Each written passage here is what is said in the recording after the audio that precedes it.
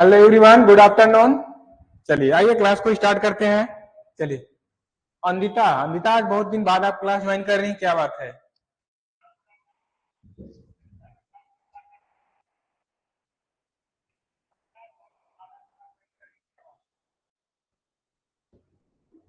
क्या प्रॉब्लम थी, आप क्लास ज्वाइन नहीं कर रही थी बहुत दिन से अंदिता? क्या कोई रीजन था या कोई प्रॉब्लम थी, कैसा? क्योंकि इस तरह से आप क्लास ज्वाइन करेंगे तो क्या है कि आपको प्रॉब्लम होगी कि 2 दिन 4 दिन क्लास ज्वाइन किए फिर बीच में क्लास छोड़ दिए। ऐसा नहीं किया कीजिए, क्लास रेगुलरिटी कीजिए, ठीक है, जिससे कि सारी चीजें आपको समझ में आएंगी।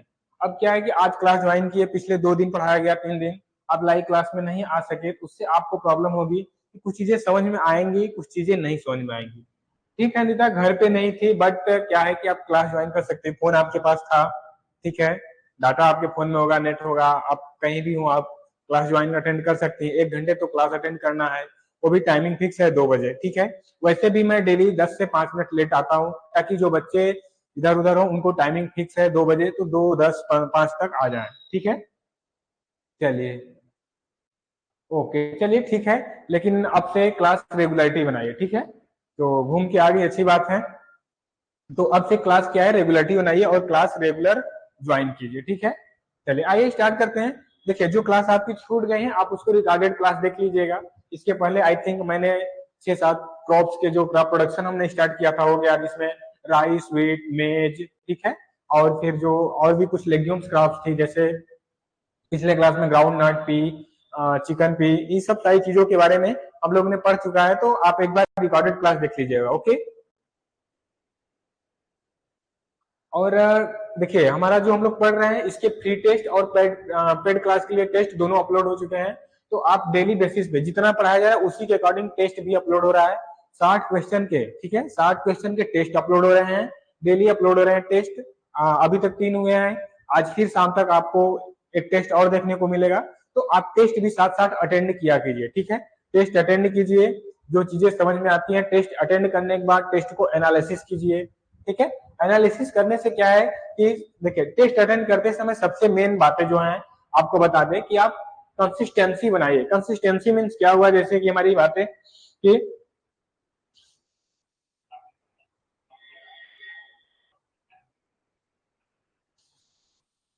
ठीक,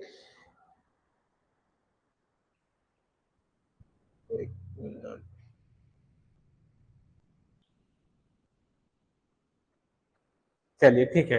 क्या है, जैसे जो क्वेश्चन आपको श्योर हो, आप श्योर हो जिस क्वेश्चन से कि क्वेश्चन सही है, इसका आंसर यही होगा, तो उसी को आप टिक लगाइए, उसी को करिए। अन्यथा आपके, अगर आप, ये चीजें मैंने टेस्ट में मेंशन कर रखा है कि अगर आप टेस्ट देते वक्त एक सही करते हैं तो आपको एक पॉजिटिव नंबर मिलते हैं, ठीक है, एक प्लस पॉइंट मिलते हैं।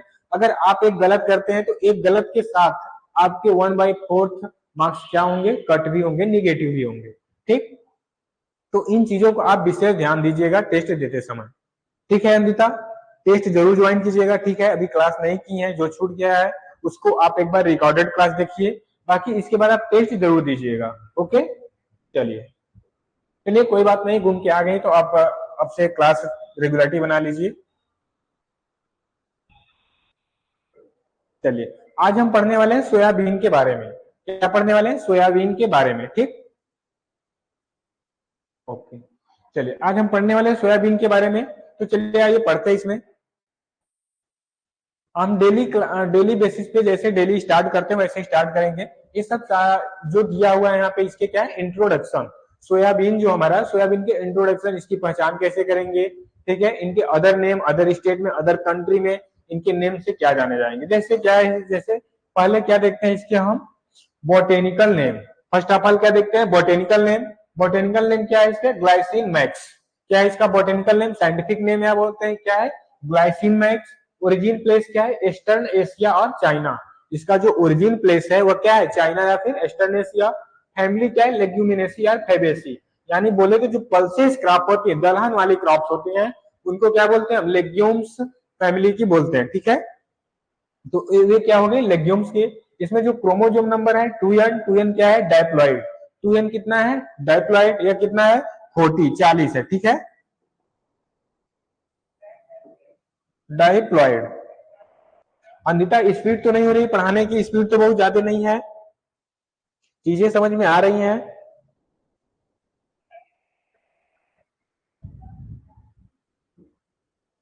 ठीक, चीजें समझ में आई? इसकी botanical name glycine max, origin क्या है, उत्पत्ति स्थान ईस्टर्न अमेरिका, एशिया या फिर चाइना। ठीक, ओके, ओके गुड। चलिए, फैमिली क्या है इसकी, leguminosae fabaceae, chromosome number 2n40। Okay, देखिए कोई डाउट आएगा तो अपने डाउट को जरूर पूछिएगा। और फिर क्या है सोयाबीन, सोयाबीन क्या है देखिए, इसके बारे में क्या पढ़ेंगे अब, एरिया और इसकी प्रोडक्शन, कि इसकी एरिया कहाँ पे सबसे अधिक है, प्रोडक्शन क्या होता है। तो देखिए एरिया जो है प्रोडक्शन महाराष्ट्र में, उसके बाद मध्य प्रदेश में सबसे अधिक कहाँ होता है, महाराष्ट्र में, उसके बाद इसका प्रोडक्शन कहाँ पे होता है, एरिया क्या है, महाराष्ट्र है। ठीक,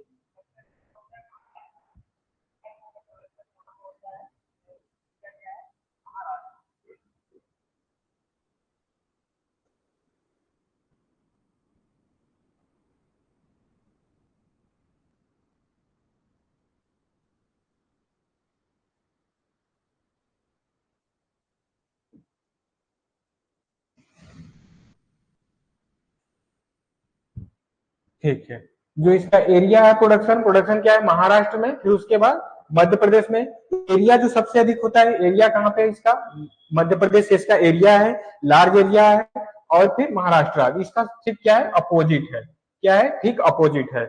और फिर क्या है एरिया एंड प्रोडक्शन, वर्ल्ड में क्या है, एरिया यूएसए और चाइना, जो पूरे वर्ल्ड में सबसे अधिक एरिया किसका है, यूएसए का। उसके बाद क्या आता है, चाइना।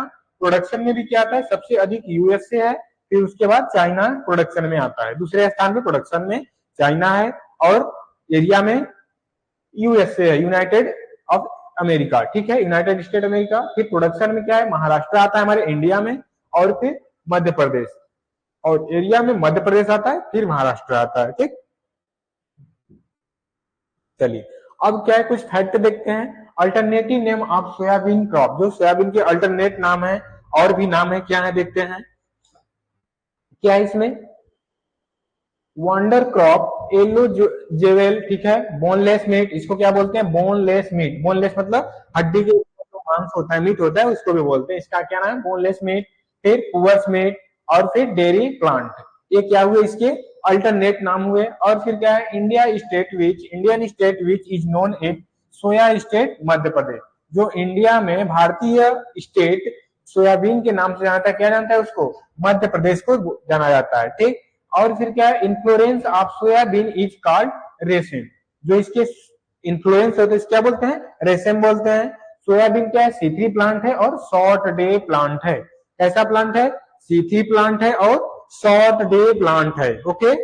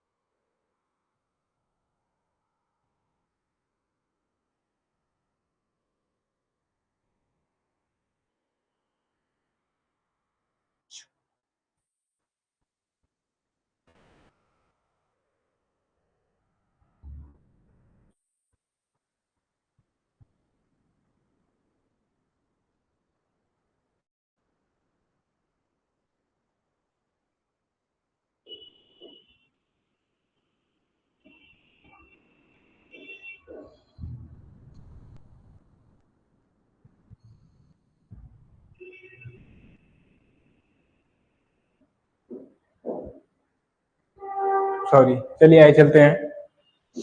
अभी क्या देख रहे थे, सोयाबीन कैसा है, सीथी प्लांट है और शॉर्ट डे प्लांट है। शॉर्ट डे प्लांट क्या होता है, जिनको सनलाइट की जो जरूरत होती है, वह कम टाइम की जरूरत होती है, मतलब उनको 5 से 6 घंटे, 6-7 घंटे सनलाइट मिल जाए, वो अपने आप को अच्छे से प्रॉपर ढंग से ग्रो कर लेते हैं। देखिए तीन होते हैं, लॉन्ग डे प्लांट जिसे एलडीपी बोलते हैं, शॉर्ट डे प्लांट एचडीपी बोलते हैं, और फिर डे न्यूट्रल प्लांट होते हैं, डी एंड पी। तो क्या हो, डे न्यूट्रल प्लांट जिनको सनलाइट मिले या ना मिले उससे कोई उसका अफेक्ट नहीं पड़ता उस पर, ठीक। और जो हमारा लॉन्ग डे प्लांट होता है उनको कम से कम 12 से 14 घंटे या 10 से 12 घंटे सनलाइट की आवश्यकता होती ही होती है, ठीक। और जो शॉर्ट डे प्लांट होते हैं इनके 8 से 10 घंटे या 6 घंटे सनलाइट मिल जाए अपने आप को प्रॉपर ढंग से अच्छे से ग्रो कर लेते हैं, ठीक।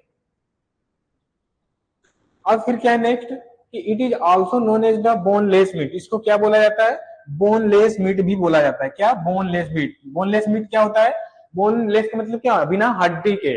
बोनलेस मीन्स क्या हुआ, बिना हड्डी के मीट, ठीक, जिसमें कि हड्डी ना हो।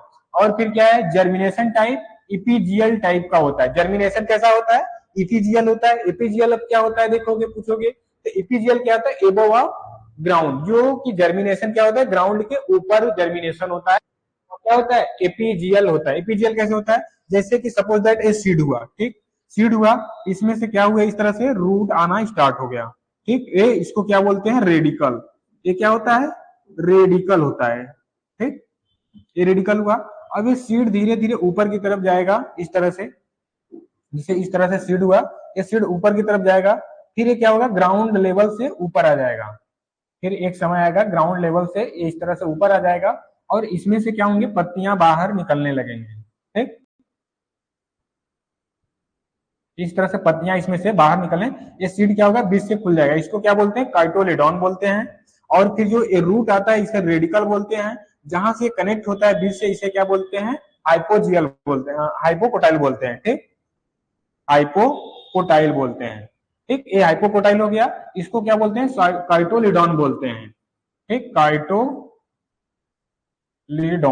ठीक। ये काइटोलिडॉन हो गया।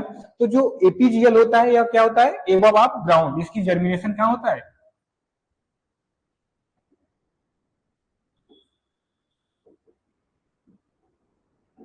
Above of ground. इसकी जो जर्मिनेशन होती है कहां होता है, एबव ऑफ ग्राउंड, यानी भूमि के ऊपर की तरफ इसकी जर्मिनेशन होती है, ठीक।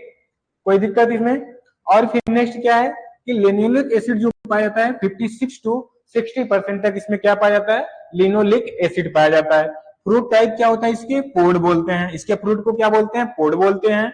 इसमें जो लिनोलिक एसिड पाया जाता है 56 टू 60% तक इसमें लिनोलिक एसिड पाया जाता है।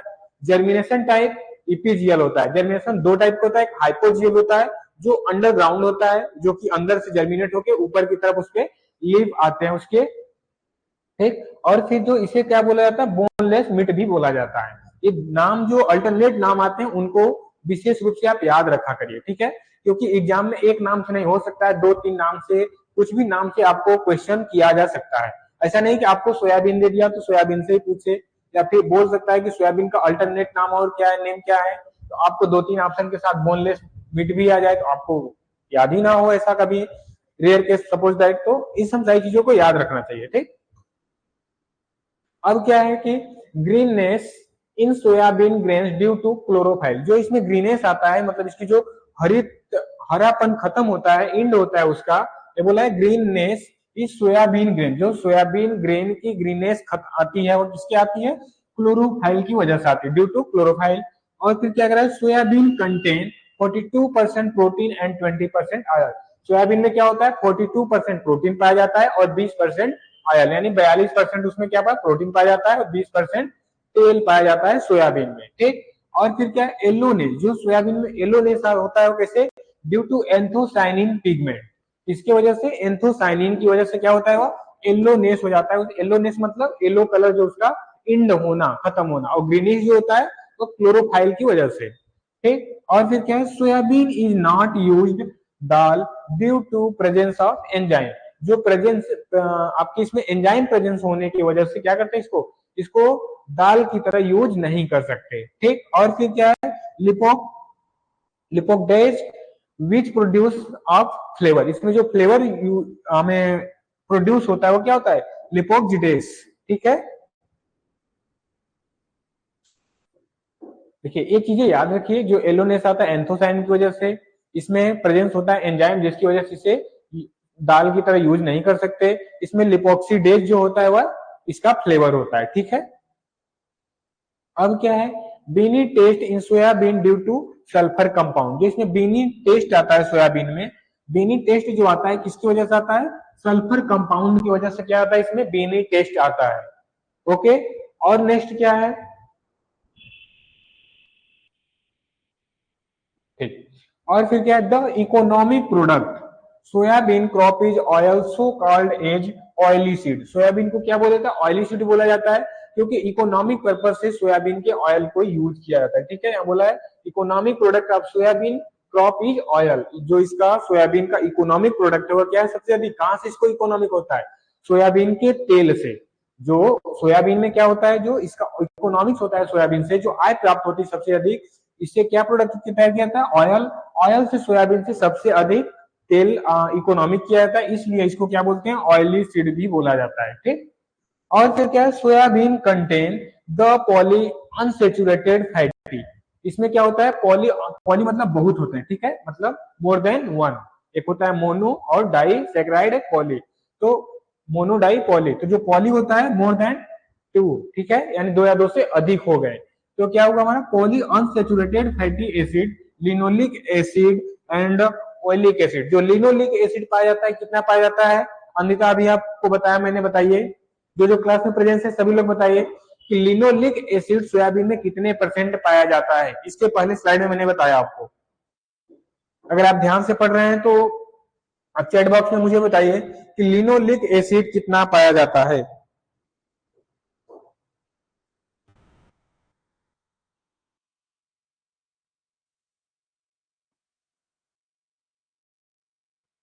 ठीक है, अमिता आप भी बताइए जल्दी।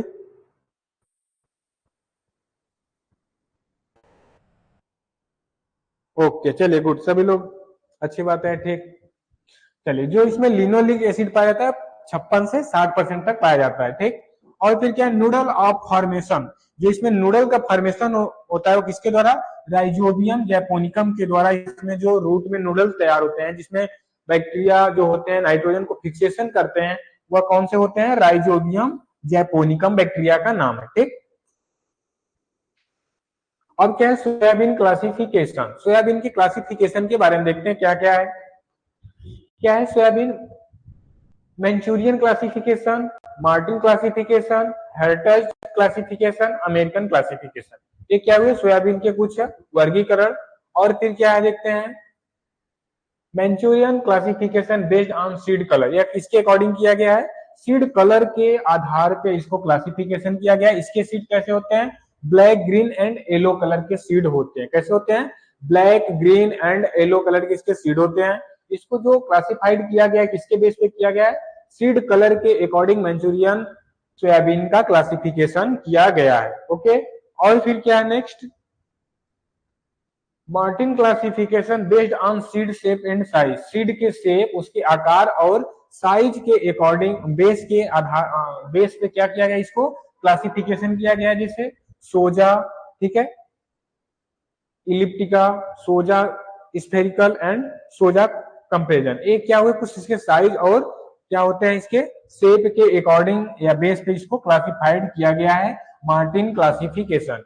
और फिर नेक्स्ट क्या है, heritage classification based on seed shape, Souza Plantae प्लांटिकार्पा और सोजा टूमिडा। और फिर नेक्स्ट क्या है, अमेरिकन क्लासिफिकेशन, अमेरिकन क्लासिफिकेशन में क्या है, based on crop maturity period in days, मतलब कितने दिन में क्रॉप मैच्योरिटी होती है, इसके बेस पे क्या किसको किया गया, अमेरिकन क्लासिफिकेशन किया गया है, कि सोयाबीन के जो सीड हैं वह कितने टाइम में कितने समय में क्या हो रहे हैं, मैच्योर हो रहे हैं। इसके अकॉर्डिंग पे, इसके आधार पे इसके क्लासिफिकेशन किए गए हैं। पहला क्या है, ग्रुप क्या है, 8 ग्रुप एंड मैच्योरिटी कितनी आती है, 117 से 158 दिन में। जो इसकी ग्रुप 8 वेराइटी है, मतलब एक अमेरिकन क्लासिफिकेशन है, इसमें क्या आती है, मेच्योरिटी आती है 117 से 158 दिन में। ठीक, कोई डाउट इसमें, अंदिता कोई डाउट तो नहीं।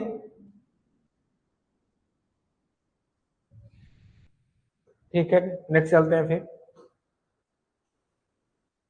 अब देखते हैं soil and pH. Soil pH के मीन्स क्या हुआ, जैसे कि आप टोटल इसमें हम पढ़ने वाले हैं सब क्या मिला के, क्लाइमेट के बारे में, सोयाबीन में क्लाइमेट कैसे चाहिए, टेम्परेचर क्या होना चाहिए, क्लाइमेट में क्या जाएगा, सॉयल पीएच टेम्परेचर वेदर, ठीक है, ये सारी चीजें इसमें आ जाएंगी क्लाइमेट में। तो क्लाइमेट के अंदर में क्या पढ़ेंगे, जैसे well drained and fertile loamy soil, इसके लिए कैसे चाहिए, अच्छी जल निकास वाली और उर्वरता वाली लोमी सॉइल इसके लिए जरूरत होती है। And most suitable for soybean cultivation, अच्छी जल निकास वाली और जिसकी उर्वरता अच्छी हो ऐसे सॉइल, लोमी सॉइल की इसके लिए क्या होती है, सुटेबल होती है इसके ग्रोथ के लिए। ठीक है, इसके ग्रोथ के लिए क्या होती है, सुटेबल होती है। ठीक,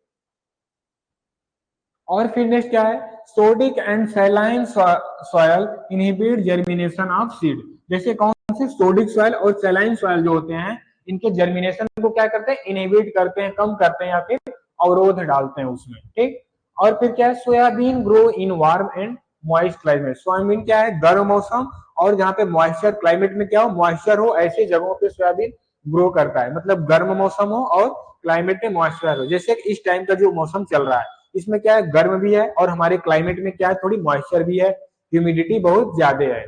तो इस टाइम के जो मौसम है सोयाबीन के लिए क्या होता है, परफेक्ट माना जाता है, जैसे कि वार्म और मॉइस्चर क्लाइमेट। और फिर सॉइल सुटेबल, सॉइल मतलब सॉरी सुटेबल पीएच, सॉइल के लिए सोयाबीन को ग्रो करने के लिए सॉइल में पीएच कितनी होनी चाहिए, 6 to 7.5 इसकी पीएच होती है। क्या, सुटेबल पीएच 6 to 7.5 पीएच होती है। ओके, अब टेम्परेचर की बात करते हैं। टेम्परेचर क्या है इसमें, इसके लिए जो टेम्परेचर हमें चाहिए क्या होता है, मिनिमम टेम्परेचर क्या होता है 10 डिग्री सेंटीग्रेड, ऑप्टिमम टेम्परेचर क्या होता है 25.5 to 30 डिग्री सेंटीग्रेड। जो सॉइल टेम्परेचर चाहिए कितना 15.5 डिग्री सेंटीग्रेड। ठीक है, ये क्या हुए टेम्परेचर की बात। ऑप्टिमम टेम्परेचर की बात करें, इसकी मैं डेली बात करता हूँ, हर क्लास में मैंने आपको बताया कि ऑप्टिमम टेम्परेचर क्या है। ऑप्टिमम टेम्परेचर मीन्स होता है जैसे कि जो टेम्परेचर एक मिनिमम टेम्परेचर हुआ, एक क्या होता है मैक्सिमम। ठीक है, मैक्सिमम टेम्परेचर जो इन दोनों के बीच में कैरी करता है टेम्परेचर, उसको क्या बोलते हैं हम, ऑप्टिमम टेम्परेचर बोलते हैं। तो हमें जो हाईएस्ट टेम्परेचर मिनिमम कितना चाहिए 10, और इसके बाद कितना चाहिए 25 डिग्री सेंटीग्रेड, और फिर इससे ऊपर आप टेम्परेचर जितना उसके अकॉर्डिंग हो सकता है। जो सॉइल टेम्परेचर होनी चाहिए, ये तो क्लाइमेट का टेम्परेचर हुआ, और सॉइल टेम्परेचर जो होना चाहिए 15.5 डिग्री सेंटीग्रेड। ठीक, above favour rapid germination and vigorous seedling grow. जो इससे एवर जो होता है इसके फेवरेबल होता है क्या, जर्मिनेट करने के लिए, जर्मिनेट जो सॉइल के इससे अगर अधिक हमारा क्या है टेम्परेचर 15.5 डिग्री सेंटीग्रेड से अधिक टेम्परेचर है तो तेजी से जर्मिनेट होता है, रैपिड जर्मिनेशन होता है। एंड वाइगरस सीडलिंग ग्रो, और सीडलिंग क्या होते हैं विभिन्न तरीके से ग्रो होते हैं उसके अच्छे तरह से। ठीक, अब क्या देखिए सीजन, कौन से सीजन में इसकी बुआई की जाती है, कब कब, और फिर उसके लिए सीड रेट क्या होना चाहिए और स्पेसिंग क्या होना चाहिए इस सोयाबीन में। ठीक, कि उसकी सीजन क्या है और सीड रेट क्या होना चाहिए और स्पेसिंग क्या होना चाहिए। तो देखते हैं पहले क्या है सीजन। सीजन क्या है, कॉमन सीजन जो है एक मतलब जो जनरल बुआई की जाती है, कैसे कॉमन सीजन के लिए क्या होता है 70 to 80 केजी पर हेक्टेयर, कितना होता है केजी पर हेक्टेयर। और फिर क्या होता है लेट प्लांटिंग के लिए क्या होता है 100 से 120 केजी पर हेक्टेयर। और फिर खरीफ सीजन में जो बुआई की जाती है कितना की जाती है 70 to 80 केजी पर हेक्टेयर, इसकी खरीफ में बुआई की जाती है। और स्प्रिंग सीजन में जो बुआई की जाती है 100 केजी पर हेक्टेयर, इसकी स्प्रिंग सीजन में बुआई की जाती है। ठीक, तो इतने इतनी ये सब बुआई की जाती हैं। और फिर जो स्पेसिंग रखते हैं सबके लिए इक्वल स्पेसिंग रखते हैं 30/10। ठीक है, 30/10 सेंटीमीटर क्या रखते हैं इसमें स्पेसिंग रखते हैं। ठीक, और कोई डाउट इससे,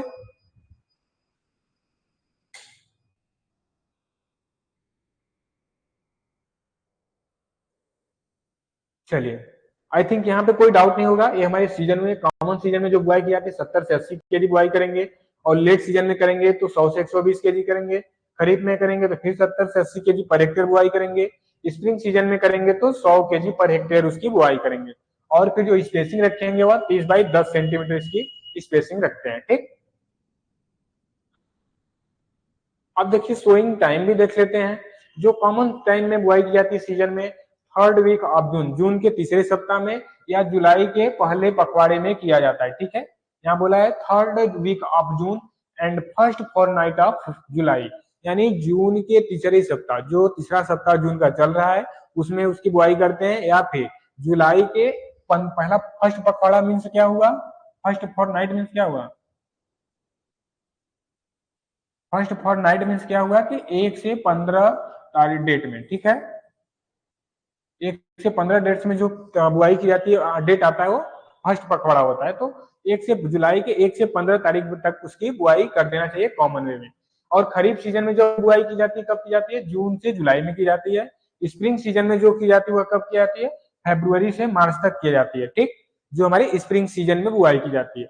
ये कुछ उसके सीजन हुए और सीजन की कौन से टाइम में उसकी सोइंग की जा रही है। ओके,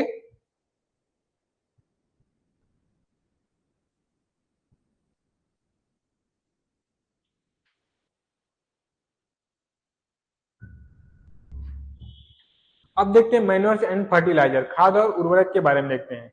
जो हमारे सोयाबीन के लिए, देखिए सभी क्रॉप के लिए मैन्योर्स एंड फर्टिलाइजर सबसे इंपॉर्टेंट चीज है। अगर सोइंग कर दी गई तो सोइंग के बाद कितना उसमें हमें ज्ञात होना चाहिए, मालूम होना चाहिए उसमें हम कितना उसमें फर्टिलाइजर देंगे, मैन्योर्स देंगे, कितनी मात्रा में सिंचाई करेंगे, ठीक है, कब उसकी हार्वेस्टिंग करनी है, कब उसकी कुछ प्रैक्टिस कल्चर करने हैं। तो इन सारी चीजों को हम विशेष ध्यान देंगे, ठीक। तो देखते हैं पहले क्या कर सकते हैं, नाइट्रोजन। नाइट्रोजन कितना चाहिए, 40 kg पर हेक्टेयर सोयाबीन के लिए।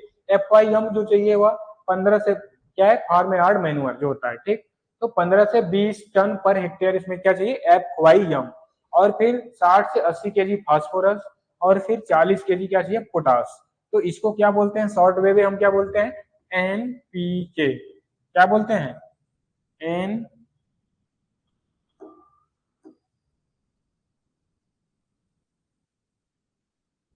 क्या बोलते हैं, NPK। तो हमारा नाइट्रोजन कितना चाहिए, 40, फास्फोरस कितना चाहिए, 60 से 80, और फिर पोटास कितना चाहिए, 40 kg पर हेक्टेयर, ठीक। तो ऐसे भी आता है एग्जाम में NPK, शॉर्टकट में NPK लिख के आएगा, ऐसे अलग अलग यहाँ पे आपको दिखाया गया है, ठीक। कोई डाउट इसमें, नाइट्रोजन से रिलेटेड कोई, मैनुअल फर्टिलाइजर से रिलेटेड कोई डाउट आपको।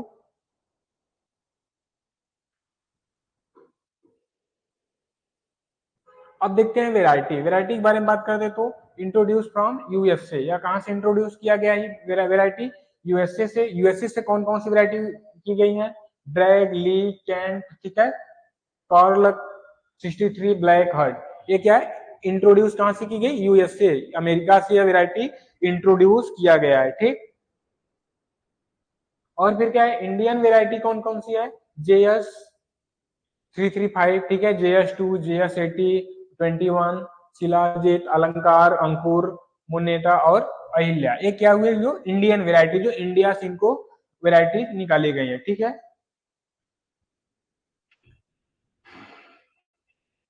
और फिर कुछ अदर वेराइटी जैसे NCR। देखिए ये वेराइटी है, वेराइटी आप जितना हम बोलेंगे कोई मीन्स नहीं निकलेगा इसका।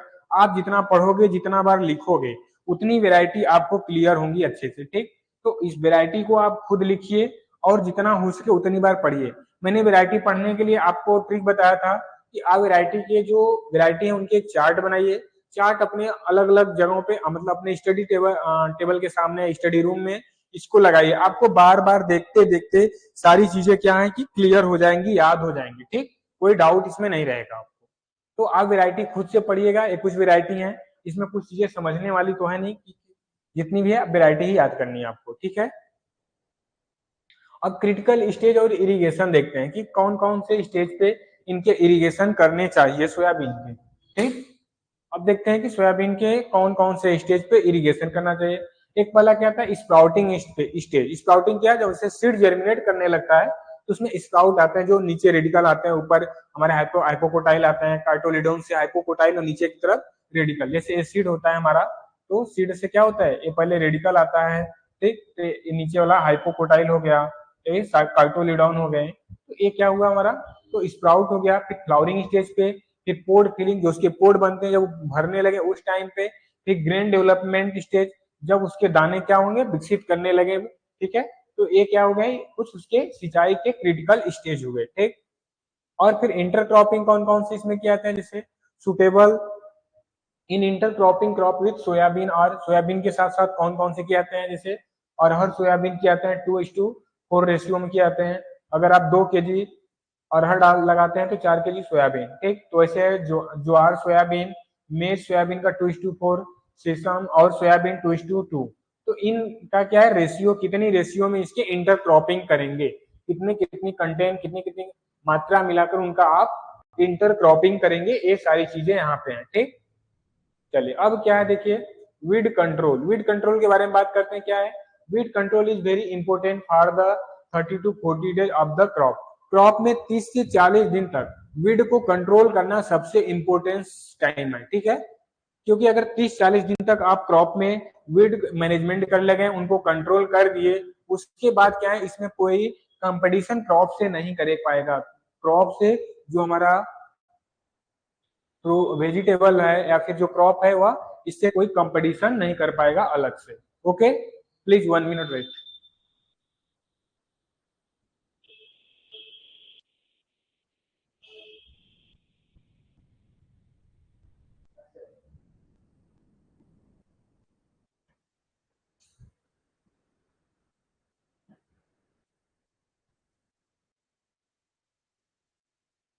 चलिए ठीक है, आगे देखते हैं। अब आगे क्या बोला मैंने, जो 30 से 40 दिन तक क्या हो, जो कि वीड को हम अच्छे से मैनेजमेंट करके रखना चाहिए। इसके 30 से 40 दिन तक क्रॉप में किसी भी प्रकार के वीड या खरपतवार को ग्रो नहीं होना देना चाहिए। ठीक है, फिर नेक्स्ट क्या है, आफ्टर वीडिंग, मतलब जो जब उसमें वीडिंग कर लें, control weed by using string और कोल्फा, and second weeding is the 30 day and 45 day after germination.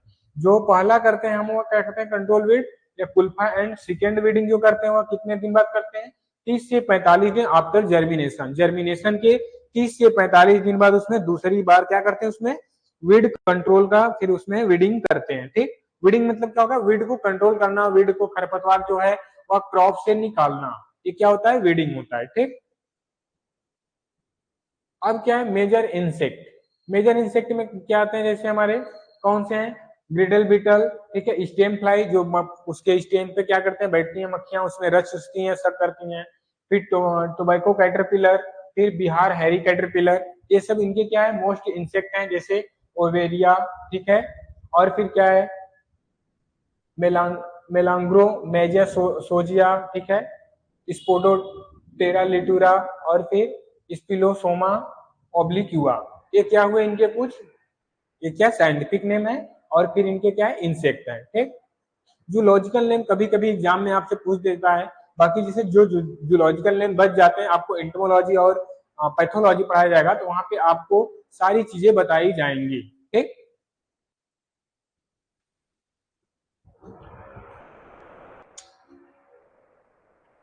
अब देखिए कुछ मेजर डिजीज हैं, जैसे चारकोल रॉड, ठीक है, कॉलर रॉड, स्क्लोरेटेड, फिर एलोमोजैक और एंथ्राक्नोज पोर्ट, एक सब इनके क्या है मेजर डिजीज हैं।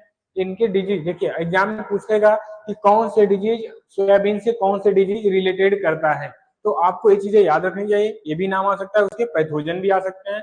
पैथोजन के मार्कोफोनिना, स्टेलिनिया, ठीक है, स्क्लोरेटिनम, रोल्फिसी, ठीक है, और फिर क्या वायरस वेक्टर जो व्हाइट फ्लाई द्वारा होता है, बेमेसिया टोबैक्सी बोलते हैं इसे, और फिर क्या कोलेट्रोटिकम टर्निकेटम, ये क्या हुए इनके पैथोजन। पैथोजन भी नेम आ सकते हैं और उनके कुछ डिजीज के कॉमन नेम भी आपको पूछे जा सकते हैं। ठीक, अब हार्वेस्टेड और इल्ड देखते हैं, उसकी हार्वेस्टिंग और कटाई और उपज। Soybean crop take 90 to 140 day is maturity. इसमें जो मैच्योरिटी आती है कितने दिन में आती है, 90 से 140 दिन में सोयाबीन में क्या आती है मैच्योरिटी आती है, 90 से 40 दिन में। ठीक, और फिर क्या है harvesting is done at 20% seed moisture. जब उसके सीड में 20% तक मॉइस्चर हो, सोयाबीन के सीड में 20% तक मॉइस्चर हो, तब ये हार्वेस्टिंग के लिए क्या होते हैं डन होते हैं, रेडी होते हैं। व्हेन लीव्स स्टार्ट, जब उसकी पत्तियां ड्रॉप और ड्राइड, जब उसके पत्तियां गिरना स्टार्ट हो और फिर पोड क्या हो सूख गए हो, उस स्टेज पे उसमें 20% तक सीडो मॉइस्चर होनी चाहिए, उसकी पत्तियां गिर रही हैं और पोड क्या हो सूख गए हो। पोड फॉर्मेशन क्या है, stage in the ideal of the fodder purpose. जब पोड फॉर्मेशन होता है तब उसको चारे के लिए क्या किया जाता है हार्वेस्ट किया जाता है, पशुओं के चारे के लिए भी सोयाबीन को हार्वेस्ट किया जाता है।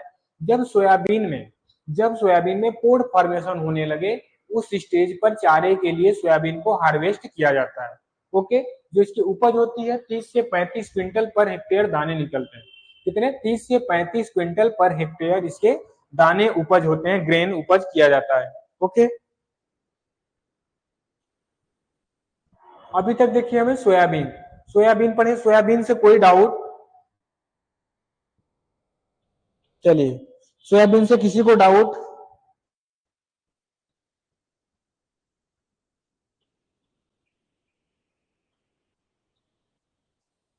चलिए कमेंट आने लगे, हाँ।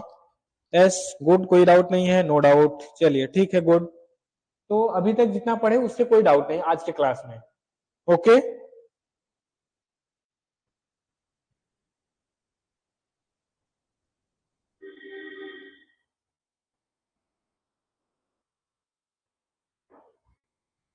अब क्या पढ़ते हैं? पीजीएनपी। पीजीएनपी मीन्स क्या होता है? अरहर। क्या पढ़ते हैं इसके बारे में? अरहर बोलते हैं। इसके बारे में हम पढ़ते हैं, अरहर के बारे में, ठीक। ठीक है, बोटेनिकल नेम क्या है? कैजनस कजान बोलते हैं इसका। बोटेनिकल नेम जो होता है उसको क्या बोलते हैं? कैजनस कजान। फैमिली क्या है? लेग्यूमिनेसी और पेपिलियोनेसी बोलते हैं इसकी। फैमिली देखिए, पहले लेग्यूमिनेसी थी, अब एक और नाम इसके लिए फैमिली दिया गया है, क्या है? पेपिलियोनेसी भी बोला जाता है। क्रोमोजोम नंबर क्या होता है? डाइप्लॉइड होता है, 2n22 होता है। इसकी ओरिजिन क्या है? अफ्रीका है, ठीक। इसकी ओरिजिन क्या है? अफ्रीका।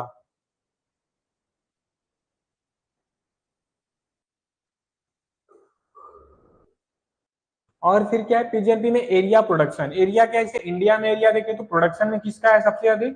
महाराष्ट्र का। और एरिया भी क्या है? महाराष्ट्र का। पीजीएनपी के मामले में जो इसका प्रोडक्शन कौन करता है? महाराष्ट्र करता है। और एरिया भी सबसे अधिक किसका है? महाराष्ट्र का ही है, ठीक। और फिर क्या है पीजीएनपी में? देखिए, अरहर, अरहर को इसके कैजनस कजान वेराइटी जो बाई कलर है, कैजनस कजान एक वेराइटी क्या है? फ्लेवर्स। दो वेराइटी इसमें है, एक वेराइटी क्या है इसके? By colour. और दूसरा वेराइटी क्या है? फ्लेवर। देखिए, नाम तो सेम है बॉटेनिकल, बट उनके वेराइटी क्या है? अलग अलग वेराइटी है। तो बाई कलर वेराइटी के अरहर अलग है, और फिर जो कैजनस कजान के इनके फीचर्स अलग है। जो बाई कलर है ये अरहर बोलते हैं या पेरेनियल होते हैं। लेट मेच्योरिटी आती है इसमें, ठीक है। Commonly grow in north India, या नॉर्थ इंडिया में कॉमनली जो होते हैं सामान्य तौर पे यह ग्रो किए जाते हैं। अब देखिए क्या है यह, इसको क्या बोलते हैं? तुर बोलते हैं, या एनुअल क्रॉप होता है, या इसमें मेच्योरिटी अर्ली होती है, अर्ली मेच्योरिटी आती है। और commonly grow in south India, इसको साउथ इंडिया में कॉमनली ग्रो किया जाता है। हम किसको? फ्लेवर्स को, ठीक। तो वेराइटी के अकॉर्डिंग इनके फीचर्स भी, इनके जो कैरेक्टर है वह अलग अलग है, प्रॉपर्टी जो है अलग अलग है सारे। देखिए, जो कैजनस का फ्लेवर्स है ये इसको तुर बोलते हैं। शॉर्ट डे प्लांट, मतलब हमारा क्या है? यह एनुअल प्लांट है, अर्ली मेच्योरिटी होती है। यह कॉमनली कहाँ पे? साउथ इंडिया में ग्रो किया जाता है। और जो हमारा कैजनस कजान वेराइटी है, ये इसको अरहर बोलते हैं, पेरेनियल क्रॉप है। यह लेट मेच्योरिटी आती है इसमें। यह कॉमनली नॉर्थ इंडिया में ग्रो किया जाता है, ओके, ठीक है। अब क्या देखते हैं पीजीएनपी के बारे में। और pigeon pea also called the arhar tur red gram. इसके नाम जो है क्या है? इसको अरहर भी बोलते हैं, तूर भी बोलते हैं, और रेड ग्राम भी बोला जाता है, ठीक, अरहर को। और फिर क्या करें? आफ्टर चिकपी, जो चिकपी यानी चना के बाद, arhar is the second most important pulse of crop, ठीक। अरहर को, चना को भी कल क्या बताया था मैंने? क्या बोलते हैं? Queen of, king of.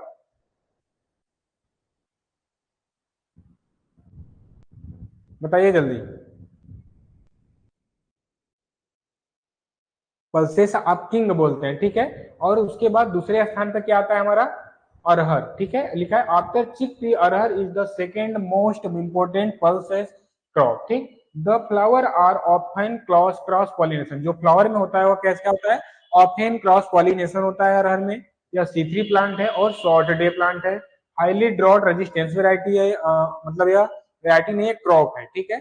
जो कि ड्रॉट को क्या कर सकता है? अधिक तरीके से, मतलब बहुत अधिक ड्रॉट को यह अवरोध कर सकता है, रेजिस्टेंस कर सकता है, टोलरेट भी कर सकता है उसको, ठीक। ये हुए अरहर के कुछ फैक्ट। और भी फैक्ट देखते हैं अरहर में। अब क्या है? Hard crop, most drought tolerate crop among major pulses.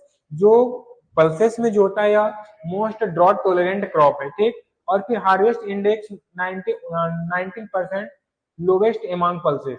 जो इसमें हार्वेस्ट आता है कितने? 19% से कम इसमें दर्शाती है, ठीक। जर्मिनेशन टाइप हाइपोजियल होता है। इसके पहले क्या होता था? इपीजियल होता है। अरहर में कैसा होता है? हाइपोजियल। हाइपोजियल क्या होता है? Underground germination. कि जैसे क्या हुआ? अंडरग्राउंड जर्मिनेशन, जैसे सीड हुआ, सीड में पहले क्या? ऐसे सीड हुआ, सीड में फिर क्या आता है? रेडिकल आता है, ठीक। आपको बता देते हैं हाइपोजियल क्या होता है। जैसे एक तरह से सीड हुआ, ठीक, और फिर सीड में क्या आता है? इस तरह से, इसे रेडिकल बोलते हैं, ठीक। रेडिकल हुआ, फिर दूसरी सीड इस तरह से सीड हुई, तो इसमें इस तरह से, और फिर एक ऊपर की तरफ ऐसे जाता है, तो ये हुआ रेडिकल। यहाँ से जो आता है इस तरह से नीचे, तो ये सॉइल के इस तरह से कवर किया होता है, ठीक। ये ऊपर वाला पोर्शन है, नीचे रेडिकल वाला पोर्शन है, तो इसको क्या बोलते हैं, हाइपोकोटाइल बोलते हैं, ठीक। हाइपोकोटाइल, हाइपोकोटाइल बोलते हैं। फिर ये क्या करेगा, जो सीड है इस तरह से, फिर यह ऊपर जाएगा, इस तरह से हो जाएगा, तो ये हाइपोकोटाइल हो गया, ठीक। हाइपोकोटाइल नीचे रेडिकल। अब ये क्या हुआ हमारा, काइटोलिडॉन हुआ, ये पूरा क्या हुआ, ये काइटोलिडॉन हुआ, ठीक। COTY लिडॉन, ठीक। ये काइटोलिडॉन हुआ। और जो उसमें होता था इपीजियल में जो बताए थे, सीड पूरा जर्मिनेट होते होते कहा जाता था, ऊपर आ जाता था ग्राउंड से, फिर इसमें से लीव्स स्टेम बनना स्टार्ट होता था, ठीक। अगर आपने देखा होगा कहीं फिगर भी, तो आप देखिए ये क्या है, इपीजियल होता है, सीड इसमें ऊपर आ जाता है। इसमें सीड क्या होता है, अंदर ही होता है, अंदर ही नीचे रेडिकल होते हैं, और काइटोलिडॉन इसके नीचे ही होते हैं, ठीक। तो इसमें जर्मिनेट क्या हुआ, जर्मिनेशन हाइपोजियल। और हर crop work as mini fertiliser crop, इसमें क्या होता है, मिनी फर्टिलाइजर क्रॉप। फिर प्रोटीन कंटेंट जो होता है 25% होता है, ठीक। अरहर में जो प्रोटीन होता है वो कितने होते हैं, 25% तक प्रोटीन पाई जाती है अरहर में, ओके। कोई डाउट इससे, हाइपोजियल और इपीजियल समझ में आया सभी को।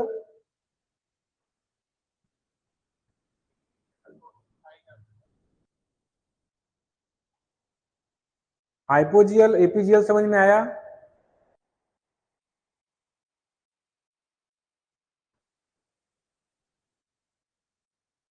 ठीक है, सबको समझ में आ गया, अच्छी बात है, हाइपोजियल एपोजियल।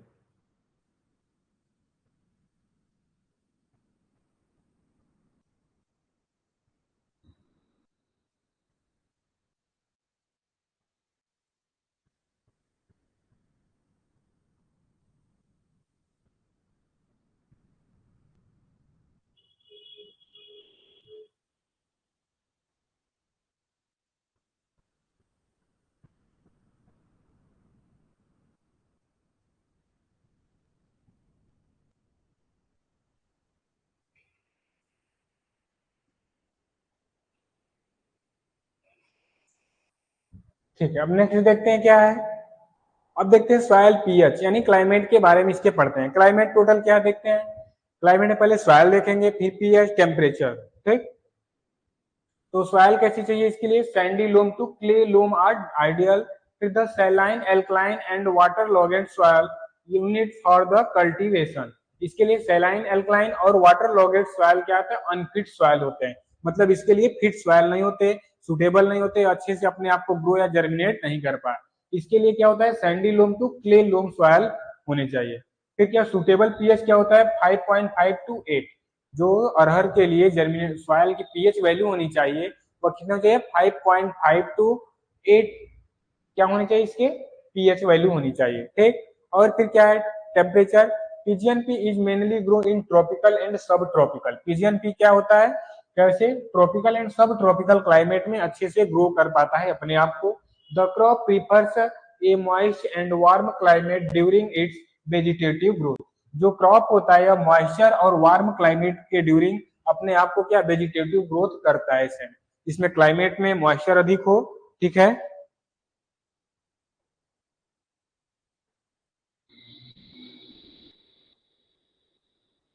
क्या वीडियो में किसी भी प्रकार की प्रॉब्लम आ रही है,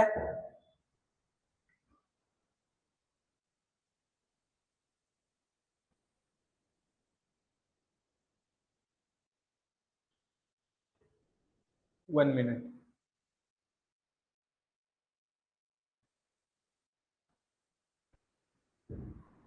ऐसा कोई प्रॉब्लम नहीं है।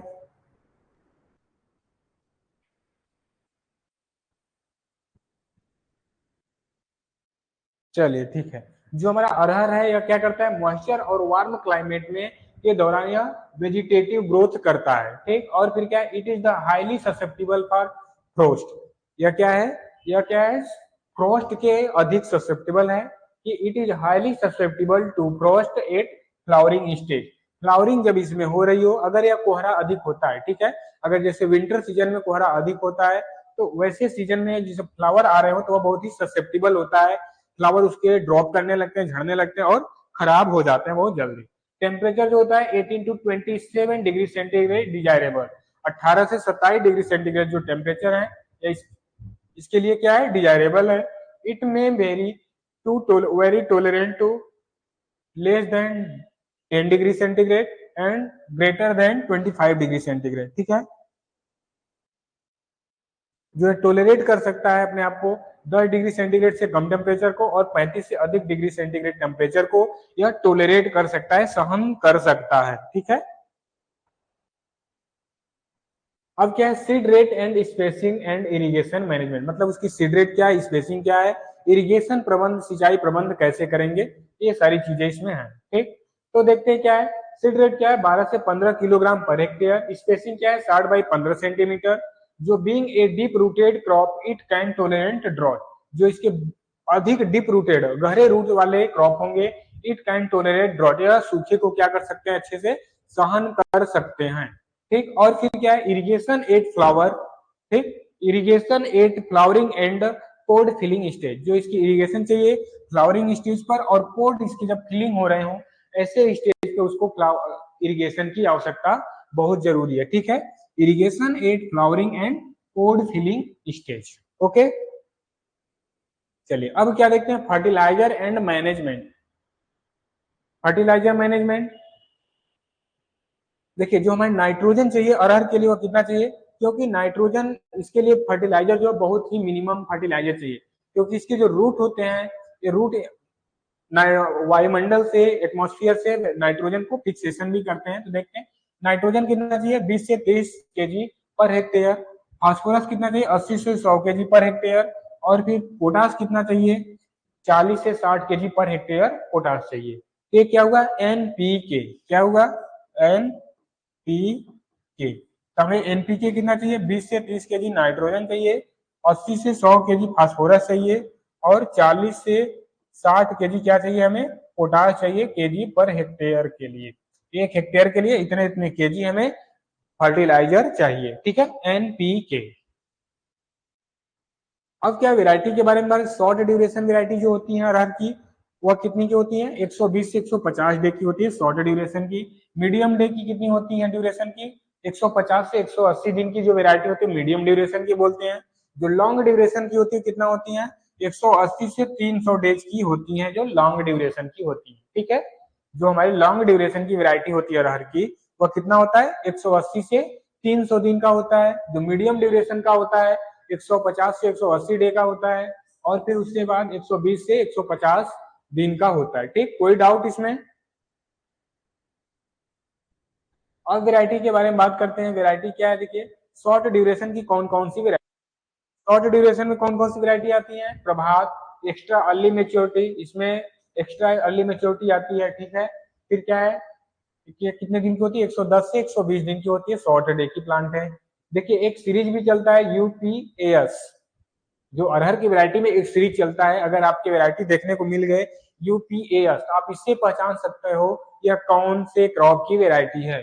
तो कैसे, यूपीएस 120, CIPH8, ठीक है, पूसा 855, मनक, ठीक है, पारस, ICPL 87, PPH4 पूसा, अगेती, ये क्या हुए इसके शॉर्ट ड्यूरेशन की। मीडियम ड्यूरेशन में मुक्ता, C1, लक्ष्मी, BDN 12। फिर लॉन्ग ड्यूरेशन की आजाद, अमर, ठीक है, नरेंद्र, अरहर, और पूषा 9, ये क्या हुए लॉन्ग ड्यूरेशन की वैरायटी हुई, मीडियम ड्यूरेशन की और शॉर्ट ड्यूरेशन की। तो आप वैरायटी को क्या करिए, आप अपने से एक बार वैरायटी को जरूर पढ़िएगा, याद रिवाइज करिएगा, वैरायटी आपको अच्छे से प्रॉपर ढंग से सारी क्लियर हो जाएंगी, आई होप, ठीक। अगर कोई डाउट रह जाता है तो लास्ट में जरूर डिस्कस कीजिएगा डाउट को। और फिर देखिए अर्ली मैच्योरिटी में कौन कौन सी वैरायटी आती है, ठीक। अर्ली मैच्योरिटी में कौन सी वैरायटी आती है देखते हैं। अर्ली मैच्योरिटी में यूपीएस 120, पारस और मनक, जो ड्रॉट एंड टेम्परेचर टोलरेट करती है, ठीक है, जो ड्रॉट सूखे को टोलरेट करती है और टेम्परेचर को भी टोलरेट कर लेती है, वह क्या है, मनक। और फिर क्या, विल्ड रेजिस्टेंस, जो उगटा रोग के लिए रेजिस्टेंस वैरायटी है, क्या है, अमर, आजाद, मारुति और मुक्ता। और जो सुटेबल फॉर रबी, जो रबी सीजन के लिए सुटेबल क्रॉप है अरहर की, कौन से हैं, शारद, ठीक है, शरद, बहार और पूसा 9, ये क्या हुई इसकी वैरायटी हुई, ठीक।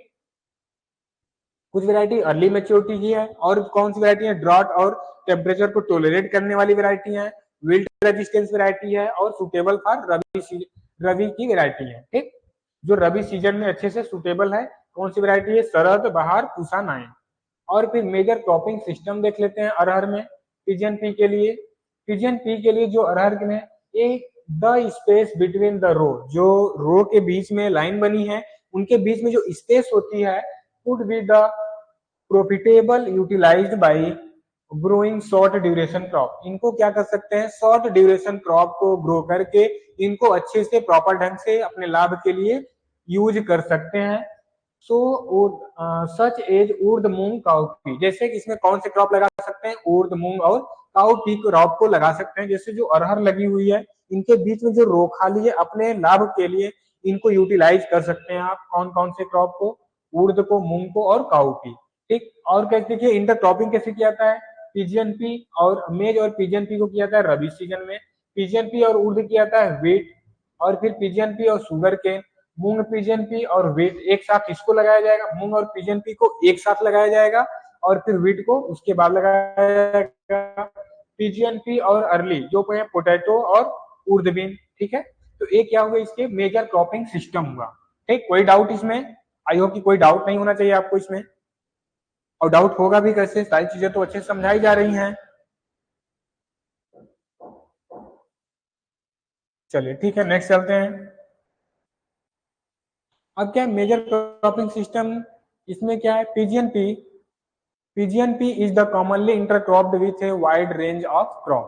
क्या कर रहा है जो पीजीएनपी है वह क्या करता है, जो विथ वाइड रेंज, जो मतलब एक बड़े स्तर लेवल पे क्रॉप के साथ क्या कहते हैं, इसका इंटरक्रॉपिंग किया जाता है। जैसे in India it was estimate that 80 to 19% of the PGNP were intercropping। यहाँ पे 80 से 90% जो है पीजीएनपी क्या किया जा रहा है, एस्टिमेट उसके इंटरक्रॉपिंग के लिए इसको एस्टिमेट किया जा रहा है। फिर विथ सीरियल, सोरघम, मेज, जो सीरियल के साथ किया जाता है जैसे sorghum, maize, pearl millet, finger millet, grand fed rice जो है, इन सब के साथ इसका क्या किया जा रहा है, इंटरक्रॉपिंग किया जा रहा है। लेग्यूम क्रॉप के साथ देखिए ग्राउंडनट के साथ काउपी, मूंग, बीन, ब्लैक ग्राम और सोयाबीन, इन सब के साथ इसका इंटरक्रॉपिंग किया जा रहा है।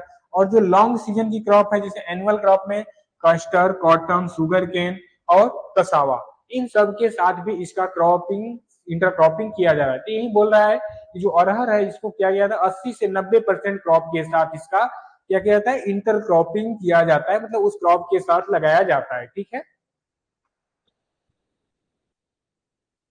अब क्या है वीड कंट्रोल, अरहर में क्या है weed control. The first 60 day is the very critical and harmful for the arhar PGNP crop. जो पहले 60 दिन, जो बुआई से 60 दिन जो होता है अरहर के लिए, इसमें वीड मैनेजमेंट करना सबसे इंपॉर्टेंट या क्रिटिकल स्टेज होता है। क्योंकि इस टाइम पे अगर इसमें किसी भी प्रकार की वीड आती है, खरपतवार उगती है, तो वह क्या करेगा, वह उसके हार्मफुल होता है, अरहर के लिए वह हानिकारक होता है। हानिकारक कैसे होता है, अगर 60 दिन तक कोई भी इसमें खरपतवार ग्रो किया तो क्या करेगा, अरहर से कंपटीशन करना स्टार्ट कर देगा। कंपटीशन स्टार्ट करने का मीन्स क्या है, अरहर में जो सॉइल से, ठीक है, सॉइल से, एटमॉस्फेयर से जो भी न्यूट्रिएंट्स अरहर प्लांट को मिलना चाहिए, पीजीएनपी प्लांट को मिलना चाहिए, वह सारे क्या किसको मिलेंगे, वीड को मिलेंगे। ठीक, वीड को मिलेंगे तो हमारे जो अरहर होंगे इसको नहीं मिल पाएंगे, एक कमजोर हो जाएंगे, इनकी प्रोडक्शन कम होगी इसकी वजह से।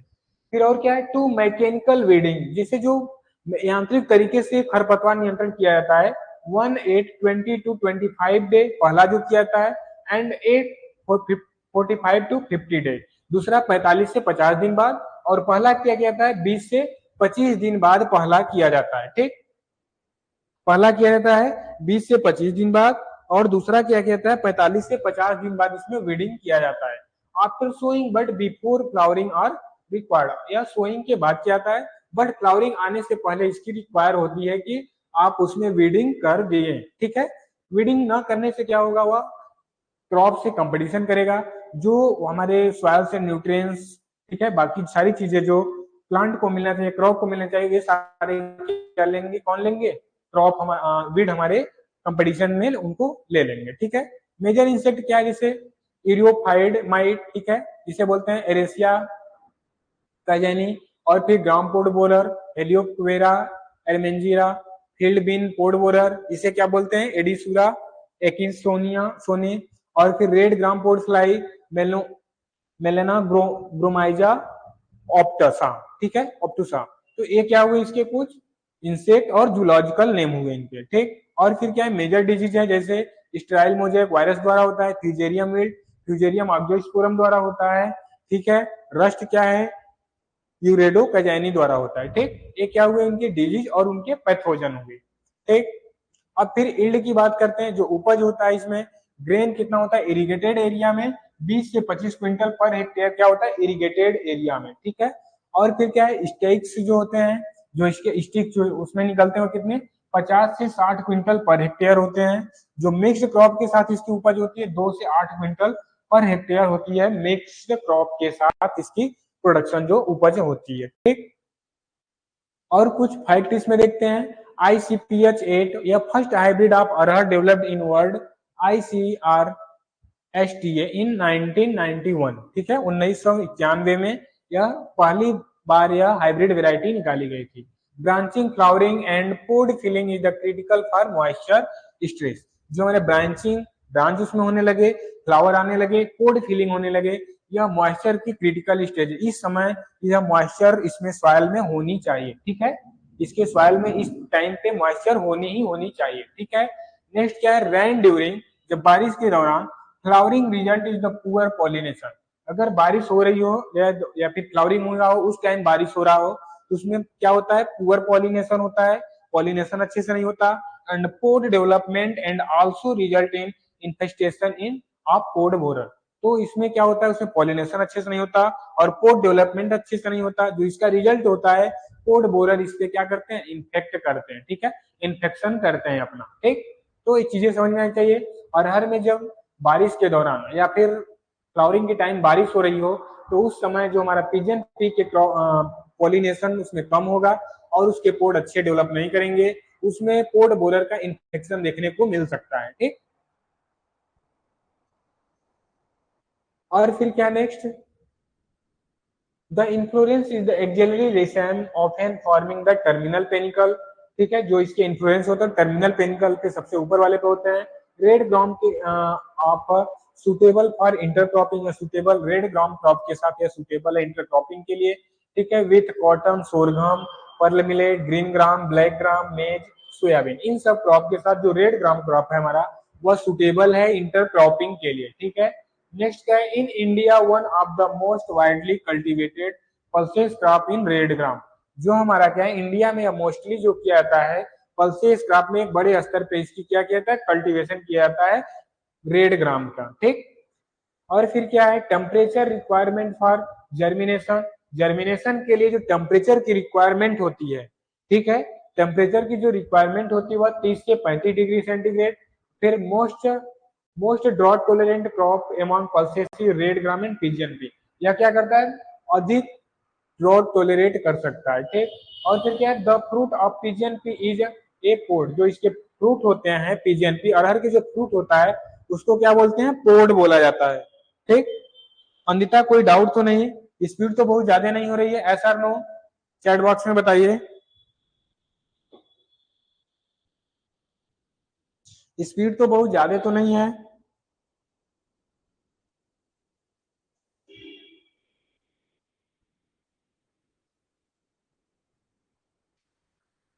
ठीक है गुड, अगर स्पीड ज्यादा नहीं तो सभी लोग के कमेंट आ रहे हैं, ठीक है। अब क्या है लेंटिल, लेंटिल क्या है मसूर के बारे में पढ़ते हैं, ठीक है। देखिए लेंटिल का जो लेंस एस्कुलेंटा इसका क्या नाम है बॉटेनिकल नेम है, ठीक। मसूर के बारे में से बोलते हैं मसूरी, ऐसे मसूर, ठीक है। तो ये क्या है हमारा लेंस एस्कुलेंटा, जो फैमिली है लेग्यूमिनेसी, क्रोमोजोम नंबर जो होता है 2n14 होता है 14, और ओरिजिन क्या है साउथ वेस्ट एशिया इसका ओरिजिन, ठीक, इसकी उत्पत्ति स्थान साउथ वेस्ट एशिया। और फिर क्या है एरिया एंड पॉपुलेशन, एरिया जो है देखिए इंडिया में इसका एरिया वर्ल्ड में पूरे देखा जाए तो इंडिया में एरिया इसका अधिक है और प्रोडक्शन भी इसका अधिक है, ठीक। और फिर एरिया प्रोडक्शन इंडिया प्रोडक्शन जो है एमपी यूपी और बिहार, ठीक, अगर स्टेट वाइज देखा जाए तो एमपी में अधिक होता है, फिर यूपी में, फिर उसके बाद बिहार में इसके प्रोडक्शन अधिक होता है, ठीक। और फिर क्या, lentil is also known as cover crop, इसको क्या बोलते हैं, कवर क्रॉप भी बोला जाता है। ठीक, क्या बोला जाता है, कवर क्रॉप, और ड्राई लैंड क्रॉप भी बोला जाता है लेंटिल को। लेंटिल को क्या बोला जाता है, कवर क्रॉप, या फिर ड्राई लैंड क्रॉप भी लेंटिल को बोला जाता है। ठीक, और फिर क्या है, lentil is the most nutrients rabi, ठीक है, न्यूट्रिएंट्स रबी पल्सेज, या क्या है, जो रबी सीजन में पल्सेस होती है, मोर न्यूट्रिएंट्स होते हैं इसमें, कंटेन अबाउट, जो कंटेन इसमें होता है 25% तक प्रोटीन पाया जाता है। और फिर क्या करें, it is also rich in calcium, iron and niacin, इसमें जो सबसे अधिक इसमें सोर्स पाया जाता है, क्या पाया जाता है, कैल्शियम, आयरन और नियासिन पाया जाता है। ठीक, और फिर जो होता है लेंटिल, जो रबी सीजन की क्रॉप में, इसमें क्या होता है, पल्सेस क्रॉप में जो हमारे न्यूट्रिएंट्स की मात्रा अधिक होती है, मोस्ट होती है। ठीक, अब क्या है, क्लासिफाइड बोल्ड सीड, जिसे मसूर या फिर मार्कोस्पेर्मा बोलते हैं। फिर स्मॉल सीडेड जो होता है उसे मसूरी या फिर मीजोस्पेर्मा बोलते हैं। ठीक है, ये दो नाम हुए इसके, एक मसूर या फिर एक नाम है मसूर और माइक्रोस्पर्मा, और दूसरा क्या है, स्मॉल सीड वाले होते हैं मसूर या फिर माइक्रोस्पर्मा बोलते हैं। ये दो नाम हुए, दो लेंटिल, दो टाइप के मसूर होते हैं हमारे। देखते हैं इनके बारे में, क्लाइमेट देखते हैं। क्लाइमेट में रिक्वायर एक कोल्ड रिक्वायर क्लाइमेट, इसको लिए कैसा चाहिए, ठंडी सीजन, मतलब क्लाइमेट ठंडा चाहिए इसके लिए। और फिर क्या, it is the very hardly and can tolerate Frost, या कोहरे को भी टोलरेट कर लेता है, सहन कर लेता है। Severe winter to a great extent, ठीक है, और फिर मतलब उसमें सर्वाइव करके अच्छी तरह से एक्सटेंड रहता है अपने आप को। इट रिक्वायर कोल्ड टेम्परेचर, इसके लिए ठंडी टेम्परेचर चाहिए। During it is vegetative growth, जब इसमें वेजिटेटिव ग्रोथ जैसे स्टेम, लीफ, इन सब का ग्रोथ हो रहा हो, इसमें कोल्ड टेम्परेचर चाहिए। और फिर warm temperature of the time of maturity, जब इसमें मेच्योरिटी आ रही हो, उसमें परिपक्वता हो रही हो इसकी, उस टाइम पे इसमें वार्म एवं ड्राई क्लाइमेट चाहिए इसके लिए। ठीक, और फिर क्या है, the optimum temperature for growth is 18 to 30 degree centigrade, मतलब 18 से 30 डिग्री सेंटीग्रेड इसके क्या ग्रोथ के लिए टेम्परेचर की जरूरत होती है। ठीक, टेम्परेचर से कोई डाउट, टेम्परेचर रिलेटेड या क्लाइमेट रिलेटेड कोई किसी को डाउट, ठीक है, कोई डाउट नहीं है किसी को, अच्छी बात है। अब सॉइल और पीएच की बात कर लेते हैं। सॉइल क्या है इसके लिए, soil well drained and loamy soil होना चाहिए, और neutral reaction the best for lentil cultivation. ठीक है, कैसा होना चाहिए, लोमी होनी चाहिए और अच्छी जल निकास वाली चाहिए। न्यूट्रल रिएक्शन इसमें होना चाहिए, मतलब किसी प्रकार का रिएक्शन नहीं होना चाहिए। ऐसे सॉइल कल्टीवेशन लेंटिल कल्टीवेशन के लिए मोस्ट होते हैं। ठीक, acidic soil are not fit, acidic soil इसके लिए फिट नहीं होता। और ग्रोथ लेंटिल, ठीक है, पीएच जो होता है 7 टू 7.5 होता है। ठीक है, इसके लिए जो पीएच होता है वो कितना होता है, 7 टू 7.5। और फिर क्या है, सीड रेट, सीड रेट की बात करें तो अर्ली सोन जो होता है 30 से 35 केजी पर हेक्टेयर, लेट सोन के लिए 40 केजी पर हेक्टेयर सीड की जरूरत होती है। ठीक है, और फिर टाइम ऑफ सोइंग क्या होता है, मिड अक्टूबर और मिड नवंबर में इसकी क्या की जाती है, बुआई की जाती है। और सुटेबल डिस्टेंस क्या होता है, अर्ली क्रॉप जो जल्दी बुआई की जाती है उसमें 30 बाई 20 सेंटीमीटर पे बुआई करते हैं उसकी। ठीक है, और लेट क्रॉप के लिए 20 से 25 सेंटीमीटर स्पेसिंग रखते हैं। ठीक है, 20 से 25 बाई 15 सेंटीमीटर क्या रखते हैं, लेट सोइंग के लिए इसकी स्पेसिंग रखते हैं। ठीक, कोई डाउट अनिता, किसी भी प्रकार की डाउट जो क्लास में प्रेजेंस है,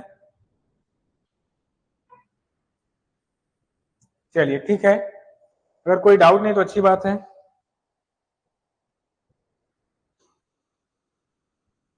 अब देखते हैं वेराइटी के बारे में बात कर लेते हैं, कौन कौन सी वेराइटी है और उनके कुछ फीचर्स भी बताए गए होंगे आपको। तो वेराइटी से है टाइप 36, पंत एल 234, ठीक है, पंत एल 406, IPL 81, ठीक, उषा 4। तो ये सारी वेराइटी जो है, वेराइटी आप जितनी बार एक बार अपने से वेराइटी पढ़िएगा, वेराइटी पढ़ने का कोई मीन्स नहीं निकलता, क्योंकि याद ही करना है आपको वेराइटी। ठीक है, क्योंकि वेराइटी क्या है, आपको खुद से याद करने हैं। यहाँ पे वेराइटी सारे दिखाए गए, आपको पीडीएफ भी रिकॉर्डेड क्लास में मिल जाएंगे। ठीक है, पीडीएफ मिल जाएंगे रिकॉर्डेड क्लास में, और टेलीग्राम चैनल पे भी आपको पीडीएफ मिल जाएंगे। ओके, इंटरक्रॉपिंग के लिए देख लेते हैं लेंटिल को।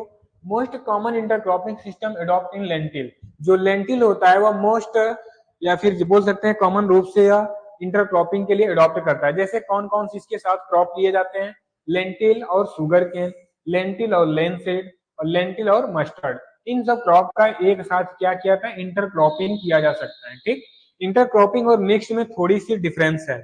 मिक्स में क्या है कि एक साथ क्रॉप को मिक्स करके बुआई की जाती है। इंटरक्रॉपिंग में एक प्रॉपर वे में मेन क्रॉप से जो हमारा एक माइनर क्रॉप लगाया जाता है वो शॉर्ट ड्यूरेशन की क्रॉप लगाई जाती है। ठीक,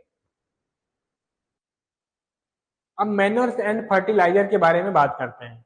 मैन्योर्स फर्टिलाइजर जो कि सभी क्रॉप के लिए मेन अभी सेम देखते आए हैं, जो कि सबसे इंपॉर्टेंट चीज है। ठीक, तो हमारा क्या है, इरिगेटेड कंडीशन में हमारा एनपीके कितना देना चाहिए, नाइट्रोजन 20 किलोग्राम। ठीक है, जो हमारा फास्फोरस होना चाहिए 40 और पोटास 20 केजी होना चाहिए, सिंचित एरिया में होनी चाहिए, इरिगेटेड कंडीशन में होनी चाहिए। और जो हम नॉन इरिगेटेड है, जो रेन फेड एरिया है, वहां पे देखते हैं 15 केजी नाइट्रोजन, 30 केजी फास्फोरस और 10 केजी पोटास हमें देना चाहिए रेन फेड एरिया में, जहां पे कि हम वर्षा पे आधारित क्षेत्र है। ठीक, जहां पे फार्मिंग कल्टीवेशन केवल वर्षा होगी तभी होगी, अन्यथा नहीं होगी, वह उसको क्या बोलते हैं, रेन फेड कंडीशन बोला जाता है। ओके, अब इल्ड की बात कर लेते हैं, उपज के बारे में देख लेते हैं। जो वेल मैनेजमेंट, अगर अच्छी तरह से उनकी प्रबंध किया गया है, ठीक है, क्रॉप की अच्छी तरह से प्रबंध किया गया है, तो उसकी उपज जो यहाँ पे होगी मसूर के लिए वह कितना होगी, 20 से 25 क्विंटल पर हेक्टेयर उसके दाने होंगे। ठीक, आई होप कि आज की क्लास इतना है, तो सही चीजें आपको समझ में आई होंगी, कोई डाउट तो नहीं होगा। अंदिता और भी कौन बाहर क्लास में है? हाँ, तो आपको कोई डाउट तो नहीं होना चाहिए, एस और नो एक बार टाइप कर दीजिए, अगर डाउट है तो एस, अगर कोई डाउट नहीं है तो नो। आज हम लोगों ने 3 क्रॉप के बारे में पढ़ा। क्या पढ़ा, सोयाबीन, पीजीएनपी, लेंटिल। ठीक, नो डाउट, गुड अंदिता। ठीक है, आई होप कि आज की क्लास अच्छे से समझ में आई। और देखिए, जो क्लास में आपको टेस्ट अपलोड हुए हैं, ऑनलाइन टेस्ट अपलोड हुए हैं, फ्री क्लास में भी अपलोड, फ्री टेस्ट भी अपलोड हो चुके हैं। और क्या है कि क्वांट की क्लास आई होप कि कल से स्टार्ट होगी। ठीक है, क्योंकि जो हमारे सर पढ़ाते थे उनके यहाँ कुछ प्रॉब्लम है, इसकी वजह से क्लास नहीं ले पा रहे हैं। आई होप कि क्वांट की क्लास कल से स्टार्ट कराऊंगा। ठीक, ठीक है, इंग्लिश की भी क्लास जल्द होगी। जो मैम है उनकी भी अभी हेल्थ सही नहीं है, थोड़ी प्रॉब्लम है, तो 1-2 दिन बाद हो सकता है कल या कल के बाद परसों से इंग्लिश की क्लास भी कंटिन्यू हो जाएगी। ठीक है, तो 1-2 दिन में आई होप की सारी क्लास आपके हम कंटिन्यू कराएंगे। ठीक, तो कल हमारे क्वांट की टीचर आएंगे तो आपको क्वांट के बारे में कल बताएंगे, और कोशिश करेंगे कि कल से रीजनिंग भी आपकी स्टार्ट कराया जाए। ठीक है, क्वांट और इंग्लिश रीजनिंग, तो इंग्लिश 1-2 दिन बाद ही स्टार्ट होगी। अभी 1-2 टीचर हमारे यहाँ आएंगे, मैम आएंगी, तो आप देखेंगे, फिर उसके बाद सर भी हैं, आपको जो सुटेबल लगे उनसे मुझे एक बार कंफर्म करिएगा, मैं उनको रखूंगा यहाँ पे। ठीक, हाँ, और साथ साथ में जो टेस्ट अपलोड हुए हैं, टेस्ट आप दीजिए। ठीक है, फ्री टेस्ट हैं, आप दीजिए। अब आपके साथ जो तैयारी कर रहे हैं उनको भी आप टेस्ट शेयर कर सकते हैं। ठीक है, बता सकते हैं, फ्री टेस्ट है। एप्लीकेशन डाउनलोड करके हमारा जो ऑफिशियल है जो agriculture academy Varanasi, play store से डाउनलोड करके वहां पे आप फ्री टेस्ट, मॉक टेस्ट दे सकते हैं। ठीक, जो तैयारी कर रहे हैं इसके लिए उसको आप बता सकते हैं। हाँ अनिता, तो अनिता आप क्या यूट्यूब पे क्लास ज्वाइन नहीं करती क्या? यूट्यूब पे देखिए सेम क्लास चल रही है, अगर कोई क्लास छूट जाए बाय द वे तो आप वहां पे भी ज्वाइन कर लिया कीजिए। ठीक है, चलिए आज का सेशन यहीं पे रखते हैं, यहीं पे एंड करते हैं। फिर मिलते हैं आपसे कल हॉर्टिकल्चर अपना एग्रोनॉमी क्लास में। तो तब तक के लिए बाय बाय, थैंक यू।